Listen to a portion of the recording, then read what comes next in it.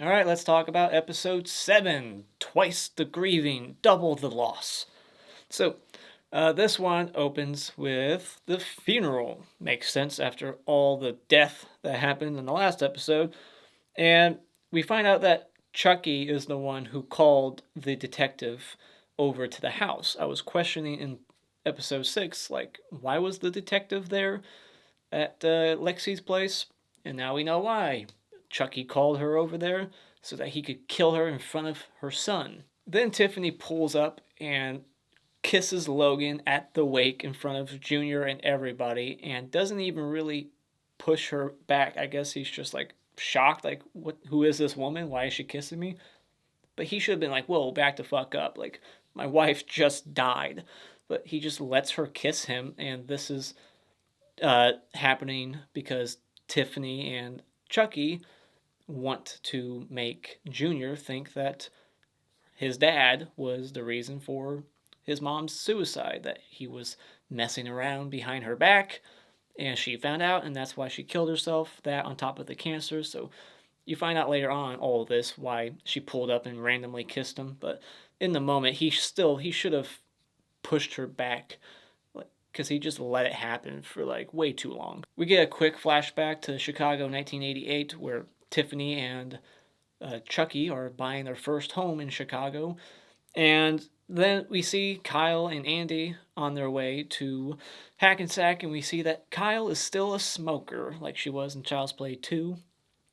And then Andy just leaves her there because he doesn't want her to get killed.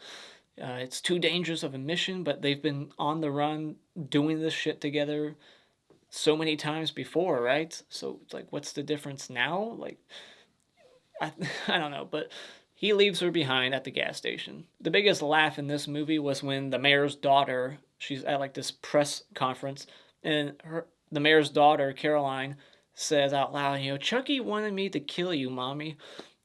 The press are like, who's Chucky? Then all of a sudden, out of nowhere, Chucky is just talking to Junior. Like, he revealed that he was alive to him at some point. I'm not sure when. I would have liked to have seen that scene, because when we see them interacting, it's like they've been talking to each other for a while. Like, when did he find out exactly, and how did he take it? Like, what did he reveal himself, like, right after the funeral? Or before? Like, when exactly? But Chucky wants him to be a killer, and when he's talking to him, Tiffany pulls up at that moment and starts dropping off some Swedish meatballs. We get Swedish meatballs references to Bride Chucky time and time again in these next couple episodes.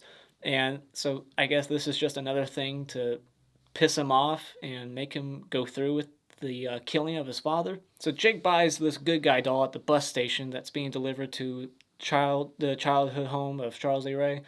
He buys it for like $400, takes it out, and starts beating it to death right there, but it's not like responding to pain or anything, so he's convinced that's not possessed, and then just leaves it in the kitchen by itself. Like, if you didn't think it was a Chucky doll, if you didn't think it was possessed at the bus station, then why did you bring it all the way home with you? It's just a question I had, and it's like, why would that convince you that it's not possessed? Because you beat it up. Like, Chucky's been beat up time and time again in this franchise and ignored pain in Child's Play 3. He's beating it up in Andy. So it's like, why did that convince him that it was not possessed? He could still be possessed. How about you stab it, see if blood comes out or something? Open up the back to see if there's batteries, because that thing did speak and it said, "Hi, I'm Billy." He could have opened up the back to see if there's batteries in it. Why didn't he do that? Then at some point, Devin just randomly decides, I'm going back into investigation mode. Even though he was putting that life behind him, something convinced him to go back into it, and he goes to the childhood home of Chucky and breaks into it. Like, what's he hoping to find there? Like, I think he just wants to go find... I don't know what he wants to go find. But he goes there, and Nika's tied up there. But when he frees her, she's no longer Nika. She's very unpredictable when she's Nika, when she's Chucky, and she tases his ass, and now he's held captive in a chair. Then we get the scene where Junior kills his dad. When he enters the room, Logan sees the Chucky doll do like this exorcist head spin, and it's talking in the good guy doll voice, but then at some point it starts talking like it did at the talent show that he attended, so you should recognize that voice. And he's like, how are you doing this? And he's like, even till the end, he's convinced that it's somehow his son doing that voice. Like, he doesn't think the doll is alive when he's getting killed, but he's really drunk, and Junior takes the doll and beats him to death with the doll, and then he starts singing "We Got the Beat." Him and Chucky start singing that song together. But yeah, that was a pretty good effect on his face. He really beat the shit out of Logan there. And right after he kills his dad, that's when Billy, the Chucky doll, Billy, comes to life, and all these other dolls that are there's like a whole fucking army at Chucky's house. And it's because the dad got killed that they all came to life. That's explained in episode 8. But so I guess Billy, the Chucky doll that was Billy, really wasn't alive. But he still should have checked. You know what I mean? Like, he still should have checked for the batteries anyway. So I guess that doll was legit not possessed. But it's because that Junior killed his dad that the Billy doll came to life in that moment.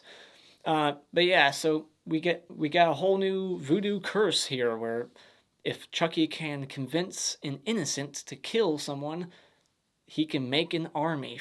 Then the episode ends with Andy arriving at the house of Junior's, because Jake texted him that address like the day before. Like, how long ago was that? He finally got there, and so he's arriving at the house, and I like that Chucky's up there with Junior. Like, Junior asks him, like, who's that down there? He's like, oh, just some little shit from back in the day who never had the balls to do what we do. Something like that. So, overall, this one was a drop-off from episode 6, in my opinion. It's not as great as some of the other episodes before either, like 2, 3, and 4. So, when it comes to this episode, I'll give it 3 out of 5 stars. So those are my thoughts on episode 7. Let me know what your thoughts are in the comments below. And I will see you in the next video when I discuss the season finale, episode 8.